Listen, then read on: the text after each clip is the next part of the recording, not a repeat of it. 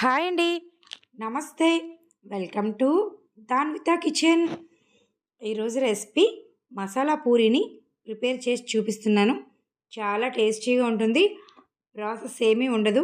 సింపుల్గా ఈజీగా ప్రిపేర్ చేసుకోవచ్చు.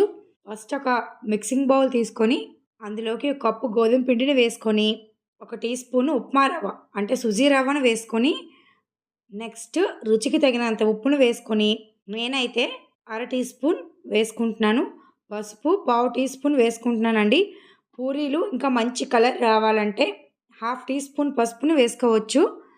నెక్స్ట్ 1/2 టీ స్పూన్ కారం, 1/2 టీ స్పూన్ జీలకర్ర పొడి, 1/2 టీ స్పూన్ గరం మసాలా పౌడర్ను వేసుకొని 1/2 టీ స్పూన్ జీలకర్ర, 1/2 టీ స్పూన్ వాముని చేత్తో క్రష్ చేసి వేసుకోవాలి.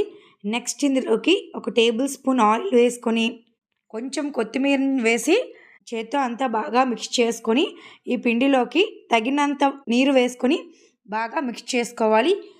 పూరీ పిండిని టూ సాఫ్ట్గా కలుపుకూడదండి, సెమీ సాఫ్ట్గా కలుపుకోవాలి. చేత్తో బాగా ప్రెస్ చేస్తూ బాగా కలుపుకోవాలి.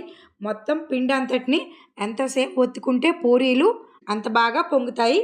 కనీసం ఒక 5 నిమిషాలైనా పిండిని అటు ఇటు తిప్పుతూ బాగా కలుపుకోవాలి. ఇలా పిండి అంతటిని కలిపాక మూత పెట్టి 15 నిమిషాలు రెస్ట్ ఇవ్వాలి.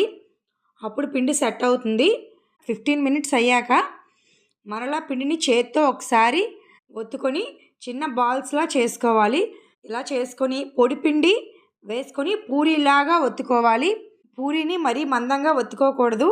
ఈ పూరీ ఫ్రై చేయడం కోసం స్టవ్ ఆన్ చేసి ప్యాన్ పెట్టుకొని డీప్ ఫ్రైకి సరిపడా ఆయిల్ వేసుకొని ఆయిల్ బాగా హీట్ అయ్యాక పూరీలను వేసుకొని వేయించుకోవాలి.